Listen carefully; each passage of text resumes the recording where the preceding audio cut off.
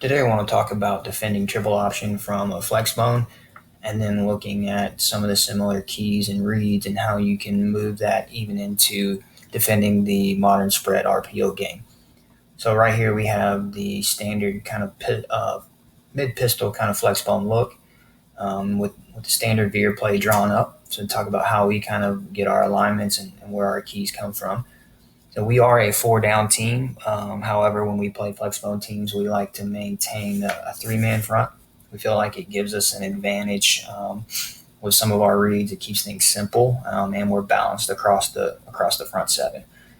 We like our ends in tight fives. We don't play a lot of mint with them inside. We feel like that tight five just really gives us a strong read on our block, and that helps everything that fits in the from behind. Our nose is straight head up. Mike and the backer both. We want them in about a 40 kind of inside eye of the tackle at about 4 to 5 yards. This kind of helps them read their keys and get to their spot. They should, whether it's the end squeezes and he gap exchanges or the end stays out and he plugs, should happen about the same spot, which is pretty much downhill for both of them. And so it allows them to be fast downhill.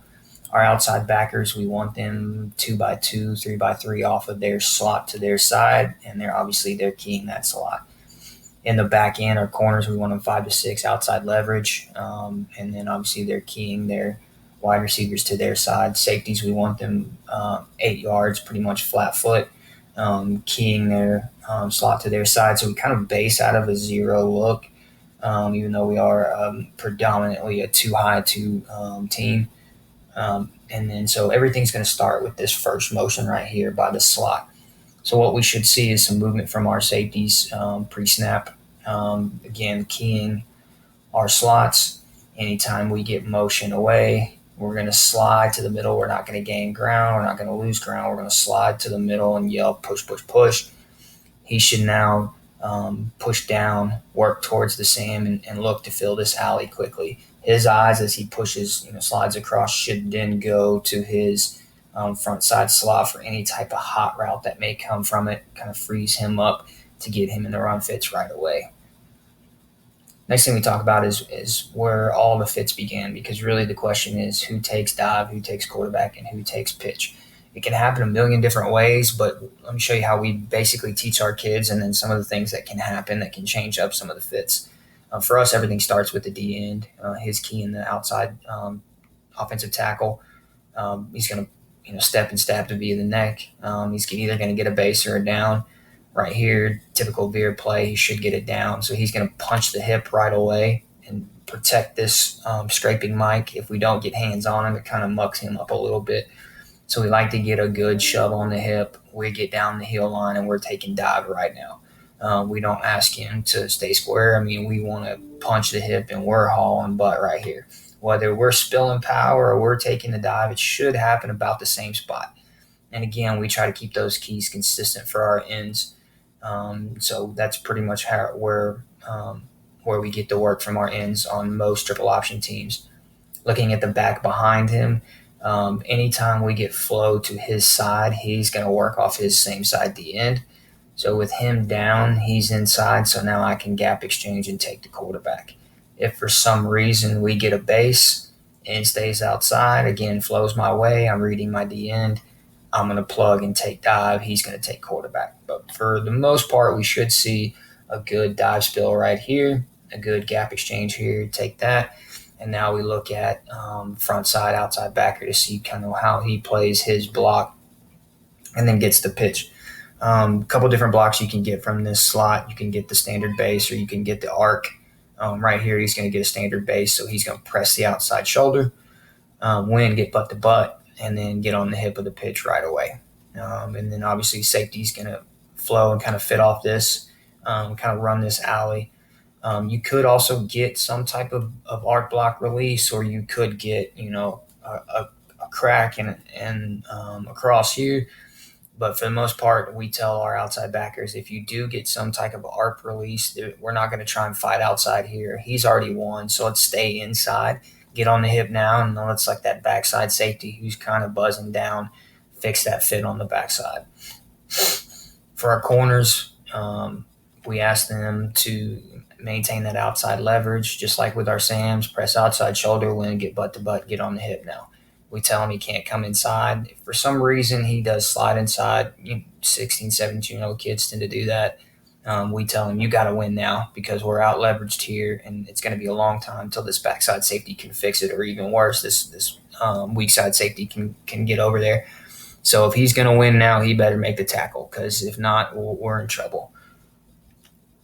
For our nose, we ask him to press vertical through the center, especially if we get those traditional flexbone teams that run it under the gun with the fullback at about 3.5 or 4. We typically see the mesh happen real quick right here, so we want to get a good vertical push and just kind of muck up this area right here. Again, we're not asking him to do much. We just want him to suck up to the blocks right here. If we can get him to suck up blocks, that gives us an advantage with our backers. So away backer is going to see that his motion's away. He's keying his near back. He sees flow away. He's going to now work off his nose. So for the backers, the reads are simple. If the ball is to me, I'm going to work off my same side DN. If the ball is away, I'm going to work off the nose. So if we see this in reverse, Mike would work off the nose, backer would work off his end. So when the backer works to the nose, he's looking for first available hole. We tell him, be a running back without the ball. Look for the hole, get to heel line, and then bend to the play. For our defensive end on the backside, he gets a base. So a lot of times bases, we tend to tell them win outside, stay outside. However, it can make it tough for the will, who's got to then fold back inside to the B.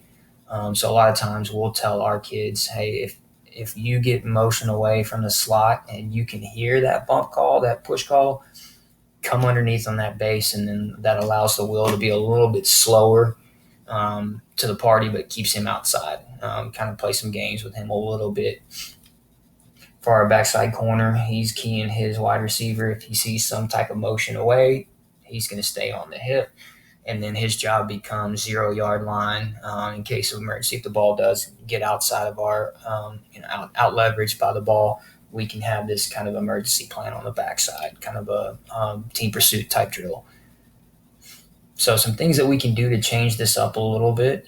We have what we call a scissor play, and it looks a little bit like this. So for the scissor, it's run by the D end and the Sam to his side. We can run a rip scissor with the weak side, but for right now, we're looking at the scissor.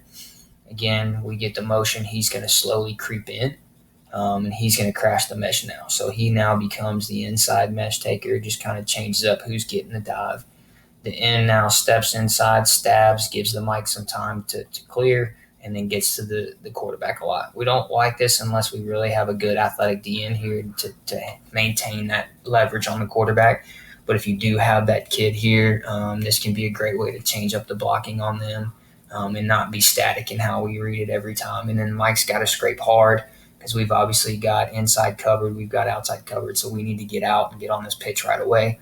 Free safety on the back end who's rolling down needs to also fix that fit as well. Again, gives us a little bit different look. So now let's take this same some of the same keys and some of the same fronts. We may even look a little bit at 4-man front and see how this same thing can help you defend the modern spread and RPO game that we see so much now.